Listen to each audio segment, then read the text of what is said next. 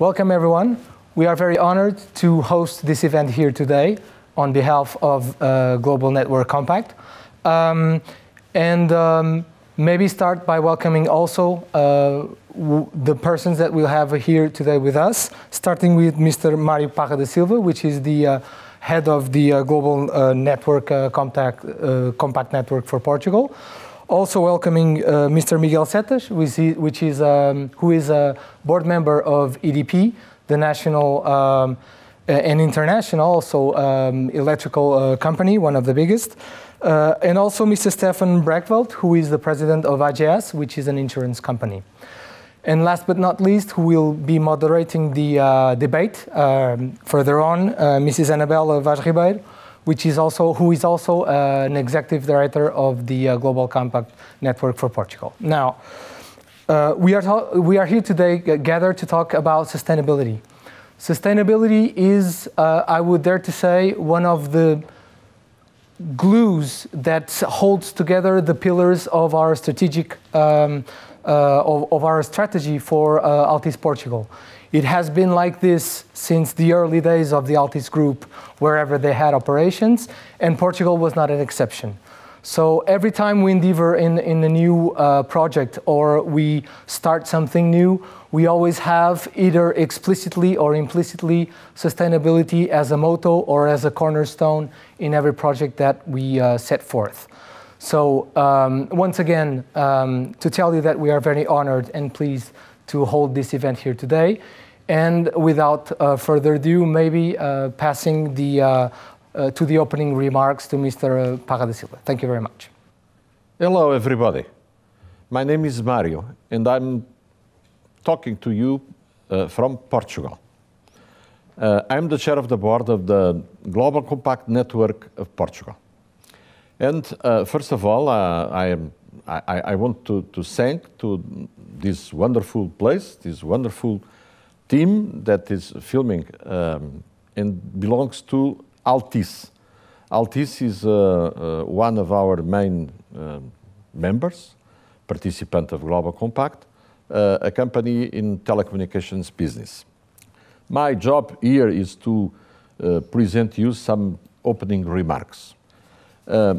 We work in the implementation of the Agenda 2030 since its beginning in 1915. For us is an extremely important objective. We think that this agenda is instrumental to change the world. It's all about change the world to be the world we want. It's all about people and environment and the way we rule our world. The famous ESG trilogy. With this agenda, we want to include everybody, to leave behind us, for the next generation, a world different, probably with a different model of development. Probably the current model of development is not so sustainable at all. Probably we need to change from possession to use, from ownership to experiences, from material goods to services, from a big impact over the environment to a better relation between human activities, human wealth, human lives, and the nature that supports us. Earth is our common home, and nature is our common responsibility. That's the message of the Agenda 2030. And that's also the message of these wonderful companies that today will share with us their experiences, their contributions for these goals. From Portugal, I can assure you that all our network is completely, fully committed to the Sustainable Development Goals and this agenda. Thank you very much. Welcome to our session on human rights and climate action. With us, we have João Zucht, and he's from Altis, Portugal.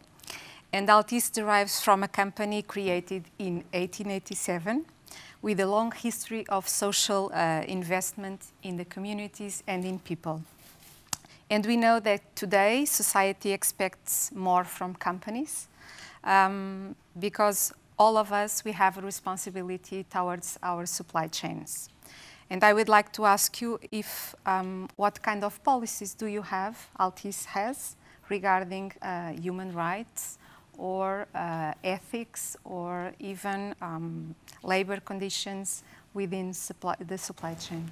It's a small question that may have a very long answer, but I will try to keep it as short as possible. Okay, thank you. So starting with the supply chain, just to let you know that we have a code of ethics that we ask that our suppliers, the agreed suppliers and the potential suppliers to agree and to adhere to, and they are mandatory.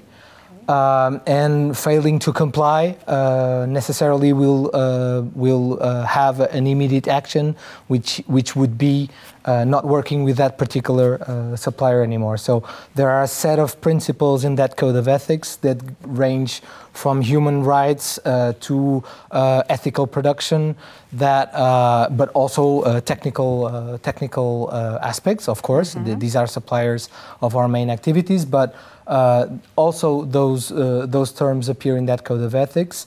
And in what concerns the supply chain, we are very attentive to what goes on in our supplier base. In what concerns our workforce, as you said, we are a centennial company. And our policies have been evolving, and they just cannot be put in a nutshell as an employer-employee relationship. So you get a paycheck, and on the other hand, you get labor. It's much more than that. We have a comprehensive policy towards our employees that encompasses a lot of aspects of their professional but also personal lives. Be it the fact that we support the studies of their household. Also, we counsel them on financial aspects and financial equilibrium inside the household. We help them with a comprehensive set of health benefits. Namely, we also have clinics inside the company to support them and their families in their personal lives, should they have any problem or not, regular checkups. So we have a lot of policies that are not only confined to the relationship of employer-employee, that go way beyond that, and that are a comprehensive set of measures that take into account in a nutshell, the well-being of the employee. Okay, thank you very much. Well, Miguel, as you know, human rights is still a pressing issue of the decade of action. At least our Secretary General is always talking about that. And topics like diversity and inclusion, gender balance, all of these are also addressed within the supply chain. So as a company operating in 4 continents and 19 countries, can you tell us a little bit about these challenges? Of course. Let me start by thanking you for this invitation. You're right, EDP is present in 4 continents, in 20 countries. We have 12,000 employees at the moment. And if we consider the whole cohort of people working for our partners, business partners, our providers, our suppliers, it's a much more vast cohort of people. So there is a clear challenge of having such a diverse footprint worldwide in very different jurisdictions, with different regulations, with different social economic environments. But what I think it's striking in EDP, it's our culture, which is a common denominator across all geographies. And that culture is underpinned by very strong principles, by very strong policies and supporting frameworks. which, as João mentioned, consider the code of ethics as as an example. We've launched our code of ethics in 2005, so it's already a very mature practice to have an ethics ombudsman and whistleblowing mechanisms to allow that any circumstance might be reported and might be analyzed. But above all, I think the most striking reality in EDP is a very strong culture, a culture of respect, a culture of total adherence to the Global Compact 10 principles. Framework, and a lot of other policies and the other, I would say, strategic actions that allow EDP to be totally aligned with the sustainable development goals of United Nations. And let me give you also some color, some insights about diversity and inclusion that you mentioned in your question. It's really something that is, I would say, very new for the sector. Mm-hmm. Our sector, as you know, is pretty much dominated by males. But it's something that is being, with very enthusiasm, is being developed in the country, in the company. We have today a diversity and inclusion office with a global responsibility, a very comprehensive program of actions to increase diversity and inclusion in the company. We have today 41 nationalities worldwide, and we are working to enhance the plurality and the diversity of that of our teams, and it's something that we cherish. It's something that we try to treat with extreme care, and those programs, those diversity and inclusion programs, they are with a global reach, but with a local flavor. So countries like Brazil, where social realities are much more stringent and much more complex, they have specific programs to address the reality of those countries, like racial issues and things that perhaps in Europe wouldn't be so important. So pressing, yeah. But we have those programs at a local basis. So people centricity is definitely, I would say, the tone of voice and the focus of our management model. It's people at the center, and everything is done to respect, to develop, to motivate, and to enhance the talent in EDP. In EDP. Okay, thank you. It seems quite a challenge with it is. 20 countries. It is. Okay, now Steve, thank you very much for coming. Okay, so AGEAS is recognized as a value creator for society. We know that. We see a lot of initiatives within our communities. But I think you are always looking for trying to create social impact, but challenges still remain. So can you tell us a little bit about that, please? Yeah, I mean, as a group, we are in 2 continents, and we have about 45,000 people who share, who care, who dare, they deliver. And within our strategy, society is really a real 100% part of the whole strategy. And then it comes with you saying, it's very local. So when I go to Portugal, and when you look how we implement that in Portugal, firstly, we are very focused on one of the fastest growing segments in the world, the poor. The poor people is the fastest segment growing in the world. And also in Portugal, you have 17% of the people who live below the poverty line. So it's about inclusion. How can we develop, and that's something that tricks us a lot, how can we develop within our processes, products for inclusion also for that segment that serves the purpose? And that's something that keeps us busy, also with a shared value approach, so that it is in the processes and not something outside. It's from outside in. Okay. So in the process, that's one. As a healthcare player, prevention. Prevention is key. I mean, we'd love to keep people outside of the hospitals, and that's prevention. And again, when I look to the local context, Portugal is one of the highest levels of diabetes in the world.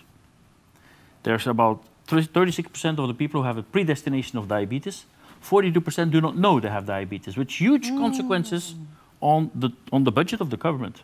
So prevention, education, information.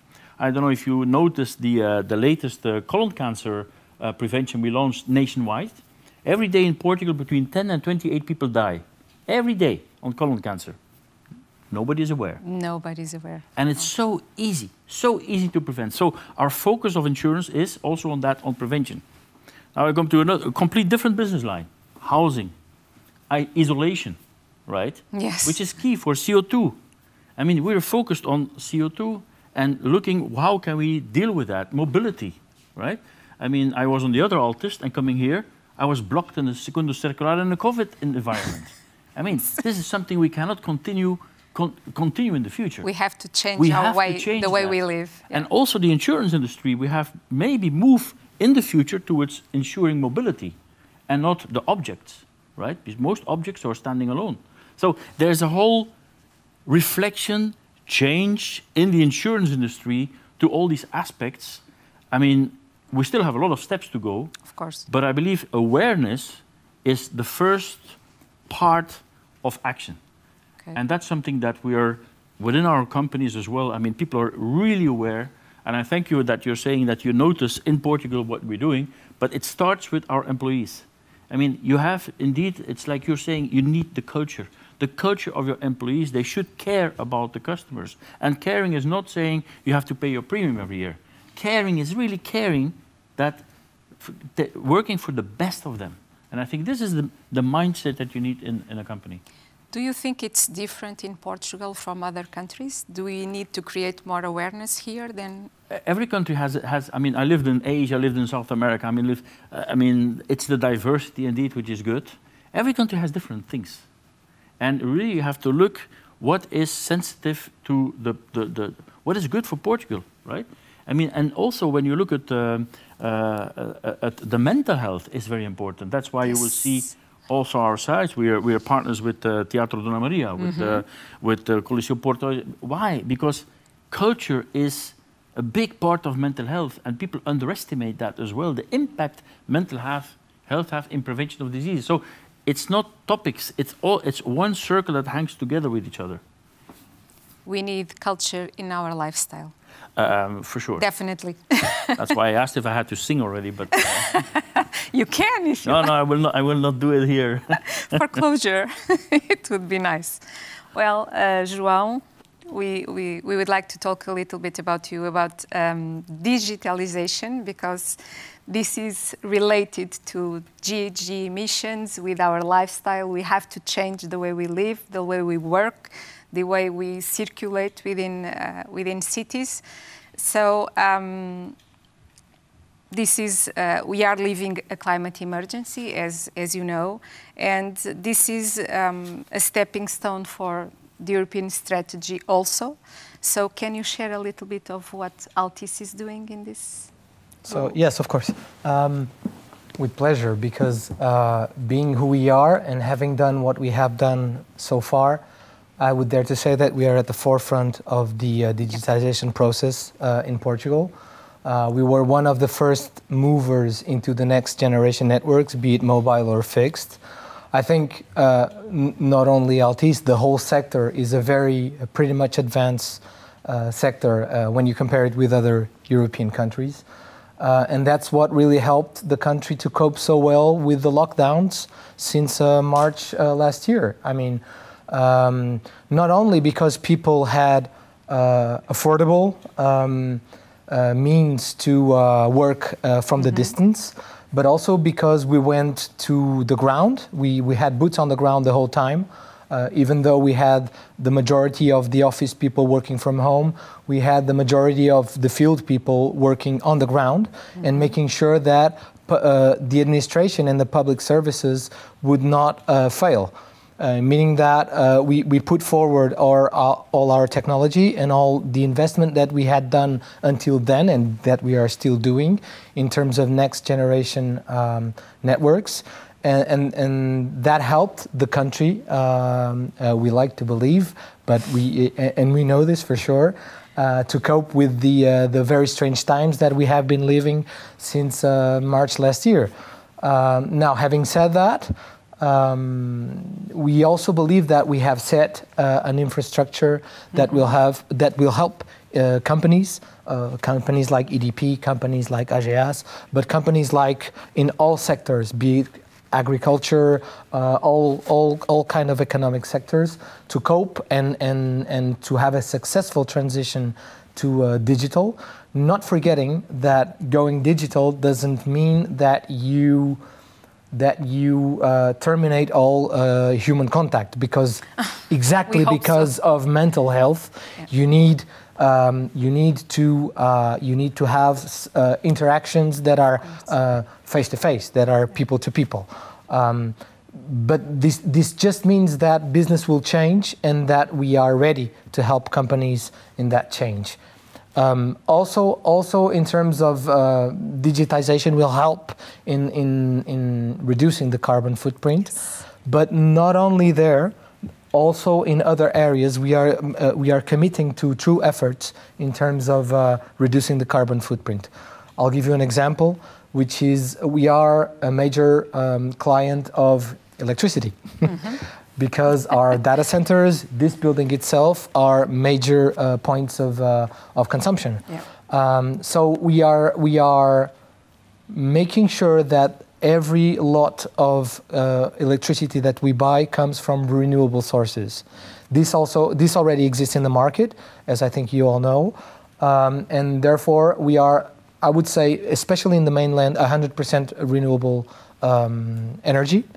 In terms of the source of the energy that we consume, but also we are a very small competitor of ADP in terms of the residential offer that we have for electricity, and there as well, the products, the services that we provide to our clients are also from renewable sources. That's one of the mottos of the company that we have created very recently. What can I tell you? In terms of sustainability, I don't think it only resumes to the environmental aspect, although it is one of the key aspects of it. We also strive to be financially sustainable, meaning that new projects or reforms of existing projects must be self-paid. Meaning the cash that they generate or the economies that they provide to the company justify by itself the fact that you are investing in a new project. So all of this is present at every step in the company, in everything that we do, not just in the digitization process as a way to reduce the carbon footprint, but I think that in every layer of the company, in everything that we do, we try, and I hope we succeed, to convince our employees, our colleagues, to have sustainability as, the ground rule from where everything starts. Okay, we hope so, because we count on you, on our society, and your employees also count on you. So, well, we have EDP with us, and we know that you are a leading company in the energy transition. This is widely recognized, and recently you had a new strategy. You launched a new strategy. Can you tell us a little bit about that, please? Of course. First of all, let me comment João's reference of the offer that Altis has at the moment in the market. We believe that competition and the free markets and the liberalized market is something very critical to develop customer satisfaction, to develop the market. So we cherish competition, and I would like to praise and to congratulate Altis for the work that has been done, has been doing in this front. Getting back to your question, we all know that we are living defining moments in our lives on Earth, and living in unprecedented times. And those unprecedented times, they claim for unprecedented answers and responses. And that's what TDP has been doing over time. It's obvious that if you want to have any chance of getting till the end of this century with a high probability of not overshooting temperatures above 1.5 degrees, we'll have to commit to a very determined and a very, I would say, focused effort to reduce emissions. We know also that energy will account for more than 50% of the emissions that are needed to reach the 2000... the net zero objective. So the net zero by 2050, it's a requirement with a science-based methodology to reach the end of the century with controlled conditions. So that's what TDP has been doing over time, is to comply and to be ahead of time. And I will dwell on that a little bit about that, the commitments that we've been communicating to the market. We think that this is a challenge that is not an individual's challenge. It's a challenge of the citizens. It's a challenge for policymakers, for governments, for regulators, for financial institutions. So this will have to encompass a global effort from all the stakeholders involved, and we want to be one of the front runners on that movement. That's why in our recent strategic update, our CEO, Miguel Stewell, communicated to the market that we want to be carbon neutral till 2030, okay. So 20 years ahead of 2050, which is the target for Europe. We will be coal-free by 2025, which is also not only in Portugal, but in the other geographies where we operate, which is also quite ambitious. Quite ambitious. But we are totally convinced that this pivoting to green is paramount to reach the goals that society needs to preserve life on Earth and to preserve life as we know today. We want to continue to be leaders. We are one of the, as you know, one of the European companies, the most recognized, renowned companies for a green agenda, and we want to be as such. So that's our ambition, to continue to invest in renewables. We will double down our investment in wind and solar power generation. So we'll reach 2025 with double capacity than the one we have today.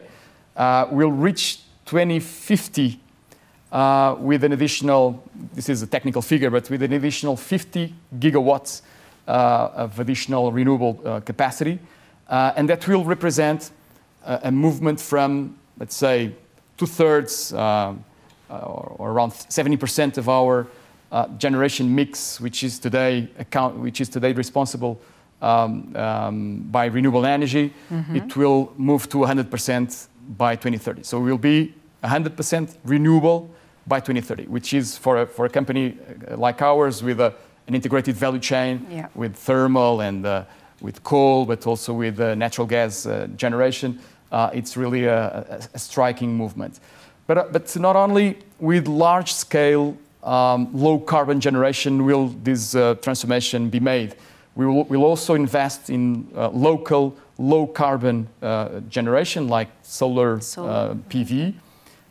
We'll invest in, we'll speed up investment in electric mobility. So we know that the uptake of EVs, electric vehicles, will be determinant to reach those net zero targets by 2050.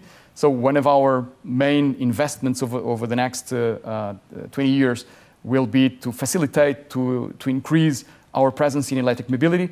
But not only that, also new technologies like green hydrogen, storage, carbon sequestration, all those new technologies, they are paramount also to this carbon neutrality path. So we want to be a pathfinder for this green investment. It's a change in the business model. It's a completely new business model. Yes. So obviously we have a legacy, of course, legacy businesses that we have to to run them, and to some of them will cease, will stop, namely the coal-fired power plants and the natural gas power plants by 2030. But we are reinventing ourselves. Yes. Underpinning all of these, there is a commitment with the ESG integration. So we want that our environmental, social, and governance strategy be supportive of all this investment and all this activity that we are developing. And also, ESG-related investment criteria will always be taken into account when we take decisions to invest in new businesses. And along with that, I would say that transparency in the disclosure of information that is relevant for our investors, for the capital markets, transparency in investment in information disclosure is also very critical, and namely in ESG-related topics, in ESG-related risks, because those are difficult to evaluate and to estimate. So we want ESG to be part of the business, and transparency to be the name of the game, totally aligned with society, with all the stakeholders, and with our investors. So I think I should say that this is a collective commitment, but above all, I would say that this is a personal commitment of everyone working in EDP, and from the CEO, from Miguel Sewell, to the rest of the team. I think we are personally and collectively committed to be an agent of transformation, and to contribute in a positive way to the change that we want to see in the world. We don't want, with our intergenerational responsibility, to leave a worse world than the one that our parents left to us. So we want to leave to our kids and to the next generations a better world than the one that we've received from our parents. It's an ethical declaration, what you said. Definitely. Definitely. Yeah. I would like to add for our audience that EDP is the first company in Portugal that subscribed the climate ambition and the 1.5 degrees. Thank you for mentioning that. I was not going to make any claim about that, but we are very proud of that. Yeah. So we were one of the first 80 companies that committed. But the first in Portugal. First in Portugal, yeah, committed to 1.5 business ambition, 1.5 degrees business ambition. That's one of many commitments that we've been doing over time. Also with the UN Global Compact, we are long-standing partners, and we cherish very much our participation in international initiatives, and we want to continue on that path. It's a good example.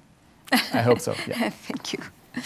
Well, now, Steve, as you have operations in 14 countries also, if I'm not wrong. Can you tell us a little bit about what are you doing about climate change? What kind of initiatives do you have in your company? Allow me first to congratulate Altis and EDP. Right, I think it's fabulous to sit with corporates who move away from greenwashing to really having impact. Right, I mean, you can really hear that this is really this is really what counts, right? Being on the floor and having impact. And I think this is where we need all the corporates to join us, right? And that's the movement we need, I think, to make. Your question of where is the impact that we have on I think that firstly, we look at investments. Right? An insurer, by definition, has a lot of investments, right? Also in Portugal, we have about 15 billion investments in the Portuguese economy. It's difficult for us to move towards blue economy investments and green economy. I mean, if you look to big projects, there are not that many, and so this is a problem, because if I add my friendly competitors, Jorge Magalhães from Fidel, there's another 20 billion added, or even more, and then, so the opportunities are actually quite limited. To change your book takes time, so it's not going to happen overnight. Right? Okay. That's one limit that we have in moving, but it's there. Our pension our pension fund is already investing in the principles of responsible investment. Investment, yes. So I mean that's there, but there again they are limited. But okay, guys, I mean give me opportunities to invest. Our new building that you have seen in Parc de Nações has one of the highest certifications also in Portugal. These are elements that we're looking at. With our real estate department, we're looking in, like for isolation, what is being done. And these are elements that throughout all the countries, again, with each local impact and feeling what is necessary, we're looking into. But I believe that as an insurer, you also have a very big impact, not only by your products, but also the kind of investments you're doing. Of course. And that's where also we have a big impact. For example, blue, there's not that many, there's not that many projects to really, because everybody, you have fantastic fish in Portugal, right? Yes. Fantastic. But people are not unaware, in every fish, it's all full of plastic microfibers. In every fish they eat, right? I don't want to, but it's a fact. What are we going to do with that? Because there's not real investment return on that, right? And that's also going to be a problem that we have to look into. Yes, we have to. Portugal has a long tradition with the sea, but we still have a long way to go. Yeah, but it's not only Portugal. This is a world problem, okay? Yes. And we have to attack this as just like COVID is a world problem. As long as you don't attack this as a world phenomenon, it will come back with other mutants. That we have world problems to deal with, and I think Global Compact is one of the organizations who wants to look at this from a world perspective, how to deal with that. And I think that's the right approach. Yes, that's the definition of the agenda. So the agenda tells us the gaps that we need to address as companies and, of course, as all kinds of stakeholders. And we have to look at it on a business perspective, but, of course, also on a public policy perspective. So. Yeah, because with you, with Global Impact, we're with the SDGs, and also the equality, the gender equality, we're working together. So there's a lot of aspects that you need to look upon it. Alone, you're only alone. Yes. Okay. Thank you very You're much. Welcome. So, João, would you like to make some kind of final statement? Oh, final statements in these kind of events are very similar to one another, right? But one thing I can assure you, the commitments that we have there too under the SDGs, but also other commitments that we have in sustainability and also in reducing carbon footprint are taken very seriously by the board.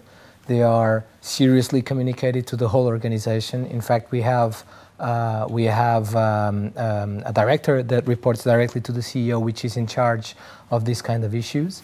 And she makes sure, because it's a woman, and she makes sure that these things get communicated throughout the organization, that they are taken seriously, and that it's not just a fashion thing that will greenwashing, that will, as Steve there was you saying. go, that will wane with time. So my personal commitment as obviously a human being, but also as a member of the board of this company, is to make sure that we take them seriously, that the commitments are goals that need at the minimum to be attained in a good world like EDP is doing with the carbon neutral, to be surpassed. And as time goes by and as we see fit in every goal and ambition that SDG, for instance, has that is applicable to us, we will not hesitate to adhere to it as well. And like with every other aspect on sustainability that we are pushing forward, we will do the same. Okay, thank you very much. Thank you. And now, please, Mr. Parra da Silva. In Global Compact, we have around 20,000 companies or entities in the world. It's very small. Of course, there are 20,000 big companies, big corporations. But where are the SMEs? And we noticed that a lot of managers in SMEs still think that sustainability is a fashion, is not good for business, is more expensive cost, something that must be avoided. I think truly believe that sustainability is the engine for innovation, is the propeller for better business, is the incentive for a business more aligned with what people want. I know that your testimony is very strong, because you are large companies, you don't play with money, you don't play with your investors, you put the money just in good business, in returning actions, things that give profits. We cannot do sustainability without profits. We cannot do sustainability without economic sustainability. Of course, we have to look to the social, to the environment. But the previous condition is to be economically viable. Good business. Do you want to leave the last message to the companies that are watching us, please? I don't know who should start. I don't know. Miguel, would Miguel, you like to? I think that's a very provocative issue and a very good means to end this conversation. Actually, we no longer consider sustainability as a function or as a corporate responsibility. For us, sustainability is the new business model. Everything that we do is towards our conviction that having the least impact in society, the least impact in environment is better even for the business. It's not only better for people or for environment, it's better for the business. And it's the market who says that. So when you compare the multiples or the valuation premia that all green or all renewables companies, and I'm going to focus on my sector, that's the one I know best. But when you compare the valuation premia and the cost of capital, even the cost of capital, we've recently gone to the market with green bonds, and we've been doing that since 2018. Mm-hmm. And there is obviously a premium for issuing green bonds with a very robust sustainability structure and with very robust intrinsics on those operations. So it's not a question now, to be quite honest, today, it's no longer a question of greenwashing, because that doesn't have any value at all. It's really a question of profitability, a question of value pools. It's where really today we find the best profitabilities. So when you compare today the profitability of, let's say, conventional generation with thermal, for instance, with low carbon generation with wind or solar, definitely profitability will be better in green generation. When you compare companies that adhere to correct social practices vis-à-vis those that unfortunately are not so demanding, so professional on that front, you end up with also with the differences of valuation by the market and by investors. So for those that are still skeptical about the value of green investment, I think the figures are very obvious. The figures now are very concrete, and we think that even from a survival standpoint, mm-hmm. if companies want to have a long-term vision, if companies want to survive over time, not for the short term, but for the long term, they will have to be very demanding on those policies and on every dollar or euro that is invested in their operations. So I think that's, for me, that's totally clear. And above that, I think there is a personal, also a personal, let's say, feeling, a good feeling of being on the right path, on yes. doing the right thing. Yes. It's not only to have a profitable business, it's also to be have our peace of mind and to be a responsible citizen. Feel as a good citizen. To be a responsible citizen. Yeah. We can't avoid this. This is perhaps our generation, perhaps is the last generation that has the chance to guarantee that we go in the right direction. When you talk about environment balance and equilibrium, so we don't have the right not to do that. Thank you very much. Thank you. Thank you. Superb. Steve, would you like to add something? Yes, I mean, I like the invitation. Right? And I wished we had time to invite people. But I think we don't have the luxury anymore to invite people and to wait until they come to our appointment. Yeah. Because I believe that the world is 5/12 and that there is no time to waste for inviting. And there, although I am tremendously for a free market, I think regulators will come in, like we have seen courts this week taking court orders, like we will see regulators coming in. I believe that regulators will be taking much more regulation in that sense. And the ones who do not believe, or the ones who think that it's a luxury, or it's something of the ones who are smoking mushrooms or something like that, I mean, they will be forced to do it because we don't have the luxury anymore. And I honestly would have loved that we still have the time. It's my generation who made the mess we are in now. And we don't have the luxury to invite people just friendly, join us. Of course, everybody who joins is fine, it's great, right? That's what we need to do, and it's also what we Energias in Portugal want to do. We want to have an impact in the rest to join us in this movement. But as you said, to invite for the millions of SMEs, I think we don't have the time. Okay. João, would you like to add something? Well, just to finish? Maybe play with words a bit. We've said that sustainability is only possible if there is profit. I would maybe invert it.